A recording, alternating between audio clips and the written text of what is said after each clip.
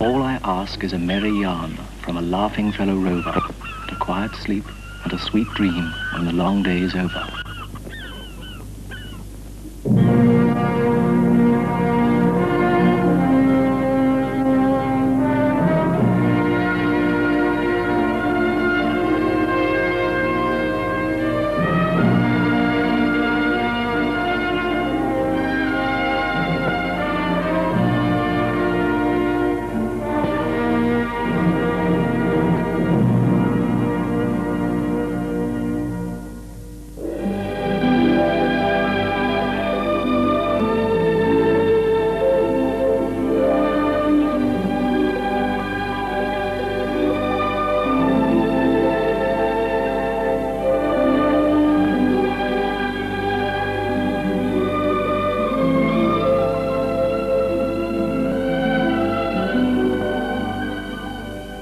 As dawn steals softly across the fjords of western Norway, a new day has begun, and the fishermen are already at their work. Since time began, fishing has been a part of the lives of the people, and today the cities of Bergen and Stavanger are centres of a vast industry.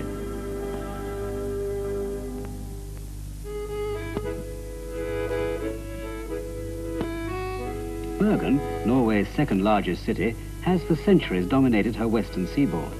It was here some of the fiercest battles took place in the civil wars that troubled Scandinavia many centuries ago.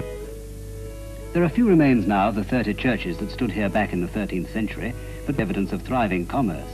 Here you will find the past and the future assembled in the present. A fascinating blend of old and new, still rich in the culture and traditions of a sturdy heritage. The people of Bergen are gay and friendly, and their love of music and dancing, especially folk dancing, is expressed on every possible occasion.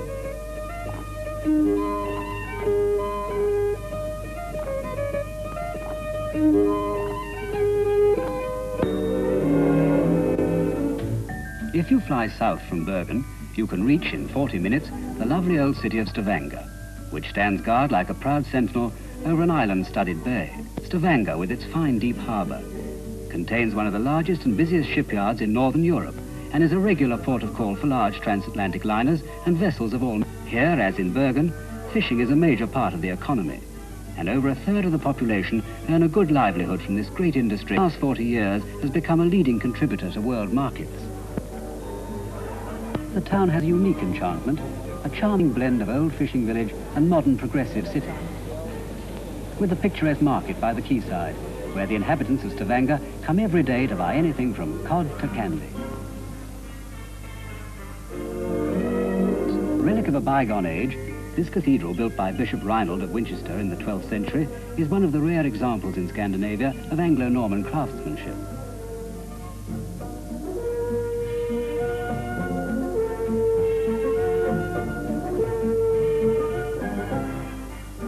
The call of the sea comes early in Norway, and it's never too soon to start learning about boats. Any boat will do, and if the owner objects, well, there's always another boat just around the corner.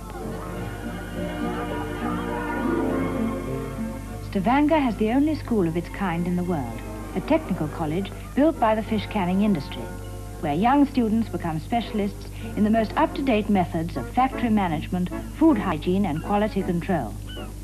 Students are encouraged to gain first-hand practical experience of the fishing industry.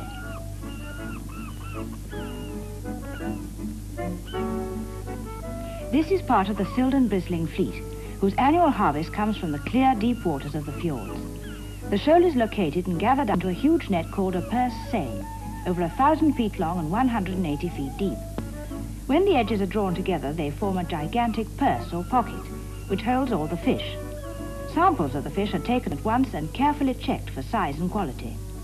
If they do not measure up to the strict specification required by the quality control department, the entire catch is returned to the sea, sometimes resulting in a loss of thousands of pounds.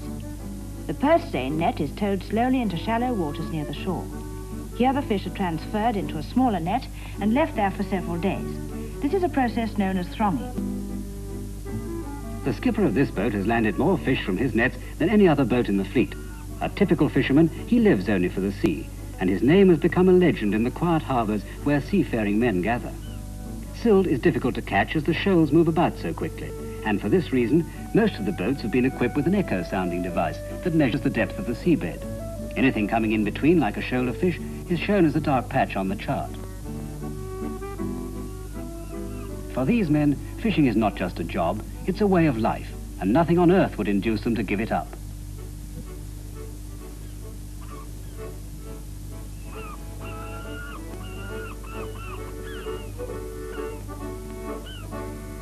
During the time spent in the thronging nets, the fish are unable to go out in search of food, and so completely digest everything they have previously eaten.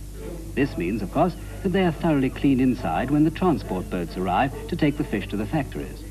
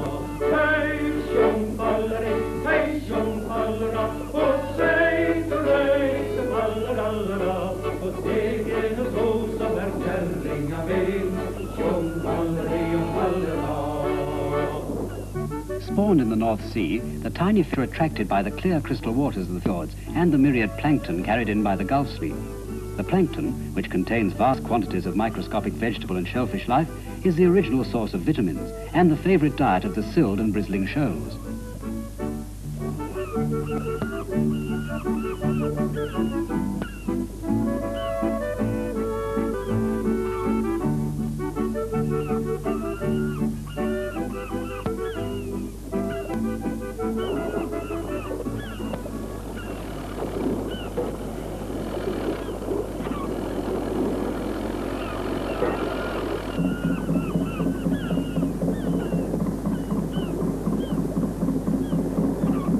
The rapid expansion of Norway's fishing industry is due to the introduction of modern planning and equipment in the vast chain of canneries that straddle the coastline from Oslo to the Arctic Circle.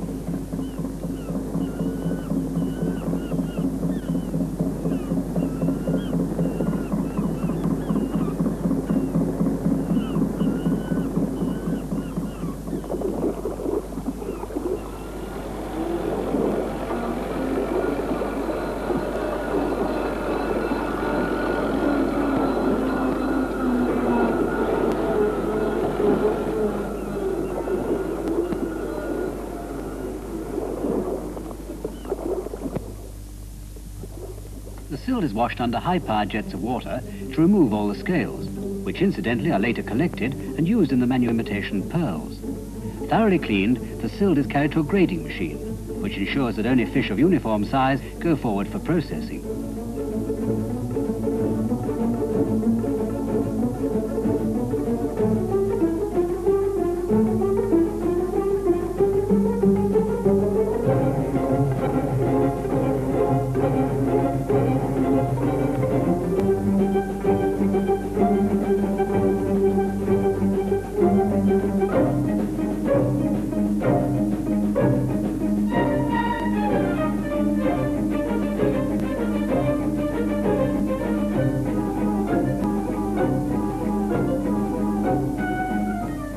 Smoking the fish correctly is a most important part of the process, and Norway is about the only place left where genuine oak logs are still used for this purpose.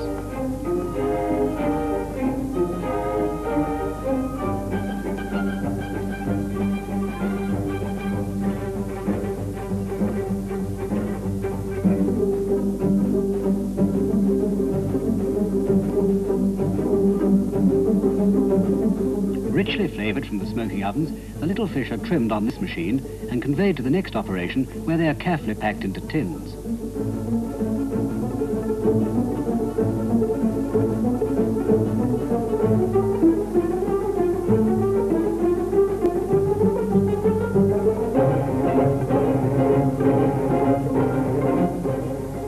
Now comes the final stage of the process. The tins are hermetically sealed and wrapped and labelled by this machine. They are then ready for dispatch to all parts of the world.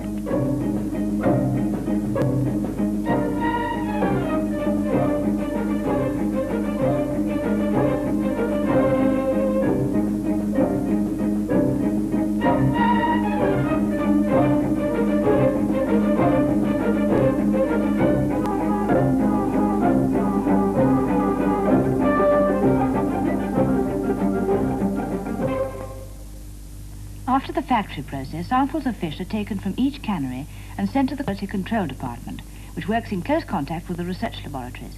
Here, nothing is left to chance, and the most rigorous tests are made on all products to ensure that everything is up to the required standard. Norwegians are a healthy, active race and enjoy all forms of outdoor sport. Here, the days are long and sunny, giving 20 hours of light in each day during the summer months. Every Friday, the young people stream out of the town for a long weekend in the mountains, climbing, fishing, swimming, or just being lazy in the sun.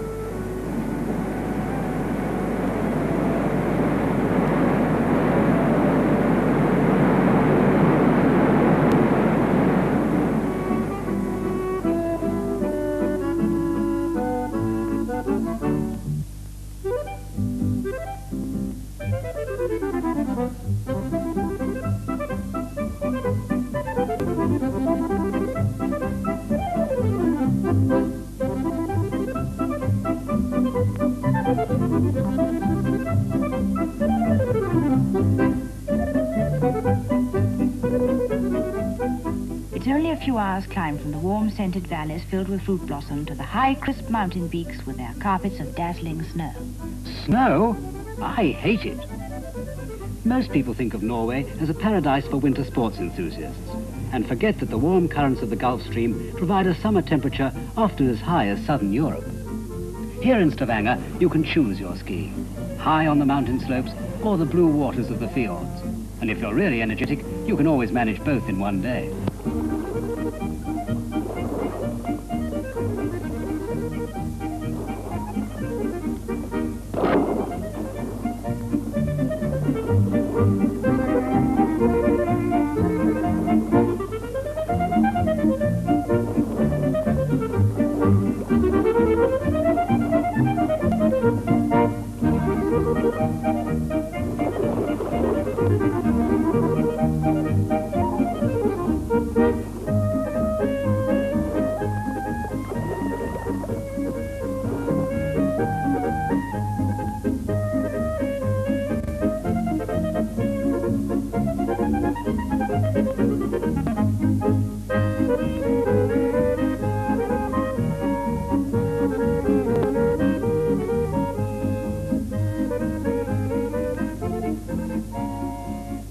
As evening descends on the fjords, the sounds of the day grow silent and the countryside prepares for sleep.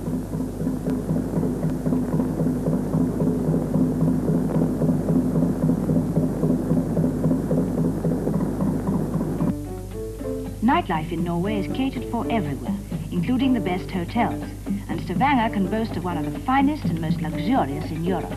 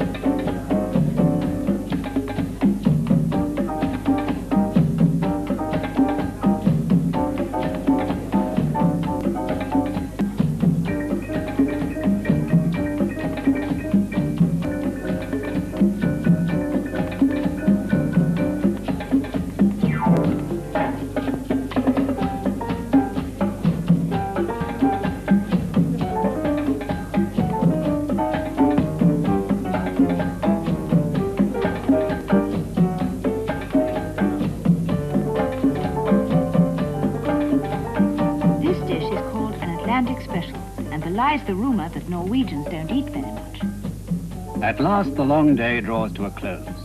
The wings of night come swiftly from the east, and tinkling glasses play an obligato to the laughter of youth. Out in the night, soft lights wink in the gloaming as young people whisper of their dreams and hopes for tomorrow. 100 sleepy harbours are awakened by the throb of engines as the boats put out to sea again. A waning moon nestles into a blanket of cloud, and the rest of the world is sleeping. But for the fishermen of Norway, another long day has begun.